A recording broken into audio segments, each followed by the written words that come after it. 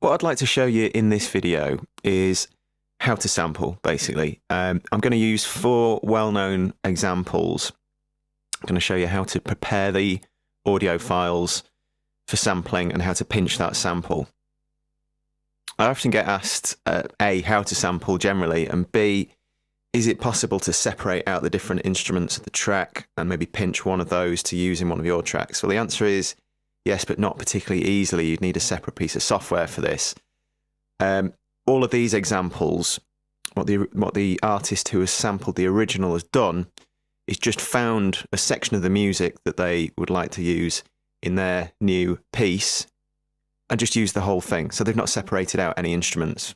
And that's the art of good sampling, just finding a bit of the track, which is, essential, just a couple of bars, 4 bars maybe, something like that, which you can then base a new track around.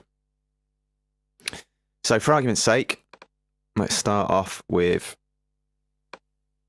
Gwen McRae. I'm just going to take this through to arrangement view.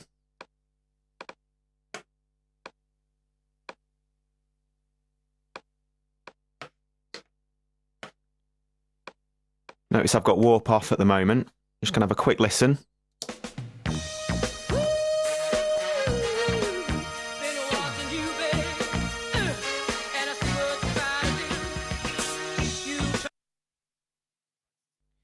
Right, so there's a couple of drums at the start, so I'm going to turn warp on.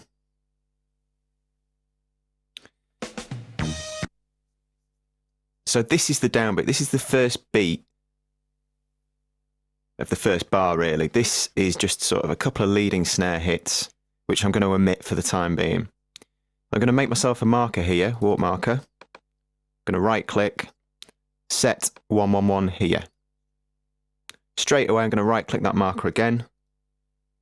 I'm going to go warp from here.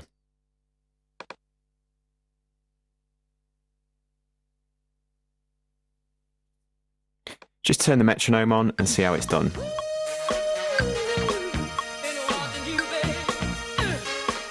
You notice the original without warp on was a little bit slower, so I'm just going to slow it down a fraction.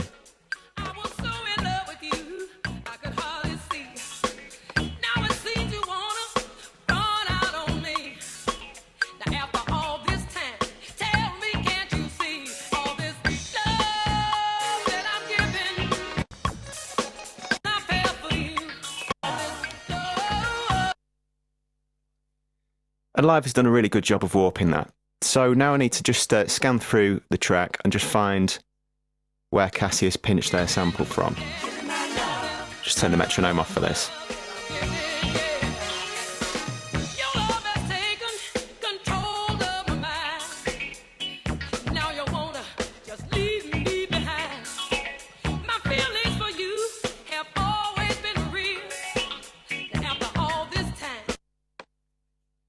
It's literally those 2 bars there that they've pinched, looped up.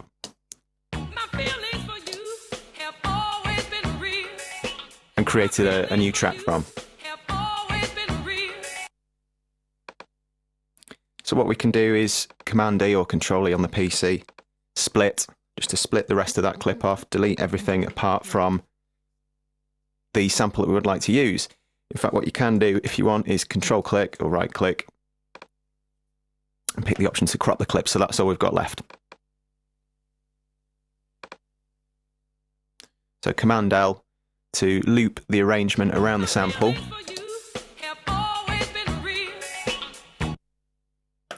What I'm going to do now is change the warp mode from beats to repitch, and I think the Cassie's track is around 127, 128. So listen to what happens when I pitch the sample up now, increase the tempo.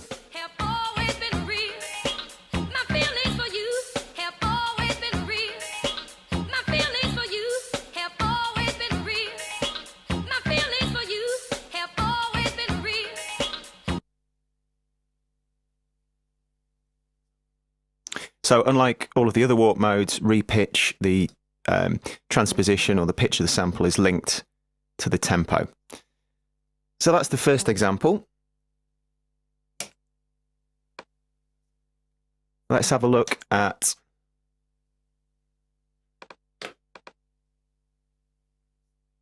Release the Beast by Breakwater. Now this is arguably even more blatant.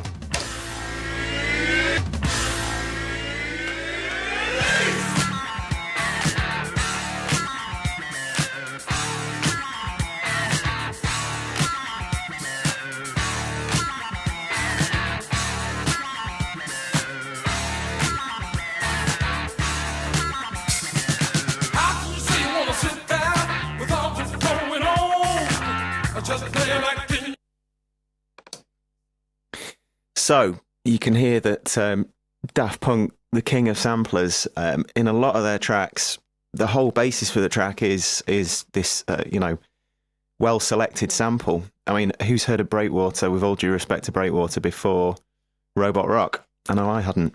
So let's turn Warp on. Let's just find what I would call the downbeat for bar 1. So this is a bit of an introduction. I'm just going to omit this until a little bit later on.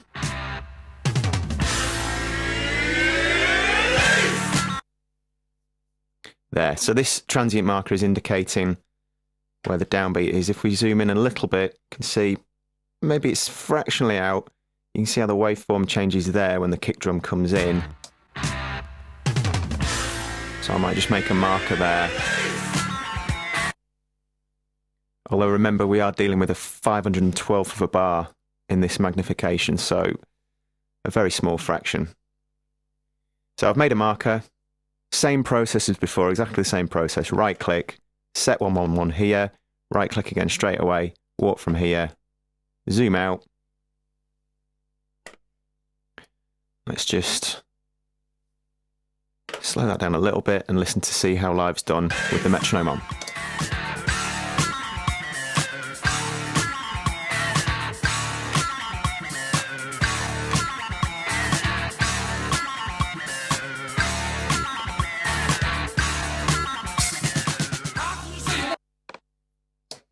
And for the purpose of sampling, that's pretty much spot on. So I'm just going to delete the rest of the track.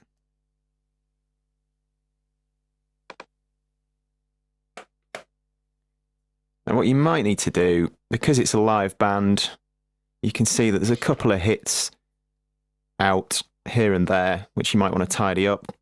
Quick way of doing this is rubber band the area in the top section of the audio that you'd like to quantize. Command I just turns all the available transient markers into warp markers. Or you can right click and select insert warp markers from the contextual menu. Quantize settings. Let's leave that as a 16th, and I'm just going to maybe make that about 50%, something like that. So it's not rigidly snapping all of those transients to the nearest 16th, but it's just going to pull them towards the 16th to maybe tidy up the timing a little bit. Click on OK. You see they've all moved fractionally. In this case, I'm just going to change the warp mode to Complex Pro. And let's just have a listen with the metronome on to see how that sounds now.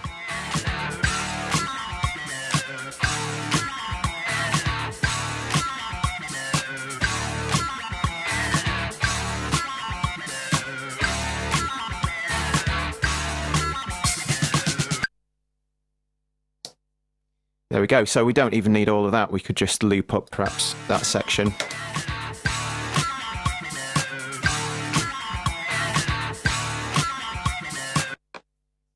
And there's the basis of Daft Punk's Robot Rock. So let me just copy that over. Just Alt, drag and drop. And if you remember at the start of the track, there's a bit of a drum roll, which they have pinched from this drum roll here. So let me select the right clip.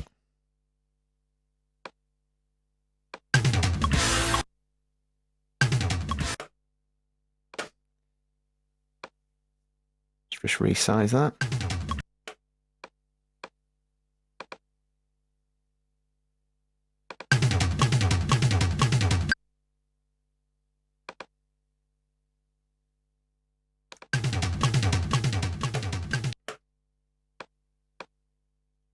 So all I've done is duplicate that section there. I might just need to tidy up this with a couple of warp markers. You can see where the snare hits are, or rather the tom rolls.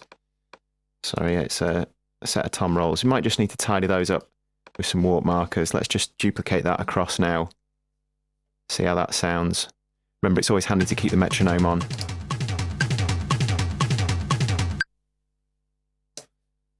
So that's the sort of initial drum roll section. Let me just copy that again, because there's also the guitar.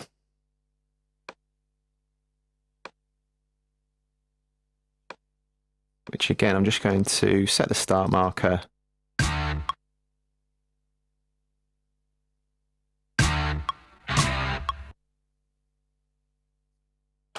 So they've probably pinched those first two bits of guitar to do the intro as well. I'm going to make a new audio track for this.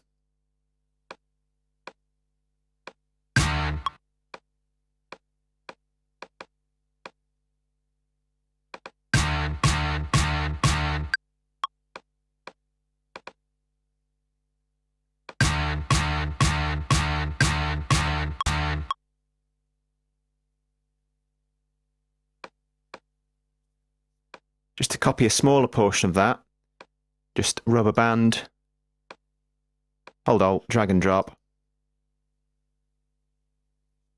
And we just need one more note in there.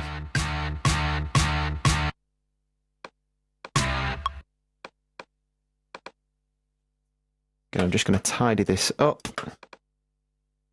Right click, set 111 here. Let's just drop that little guitar hit in there. Fingers crossed.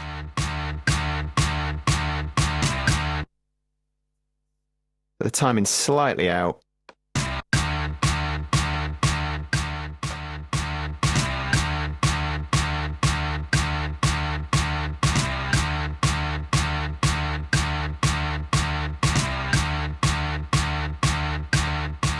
There's obviously just a drum behind that as well. Some sort of kick drum in the Daft Punk version. Wonder how this will sound if I just do this.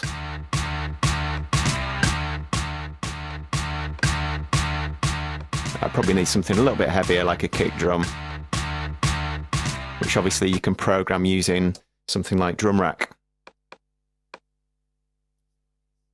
So that is the makings of Robot Rock. What else do we have?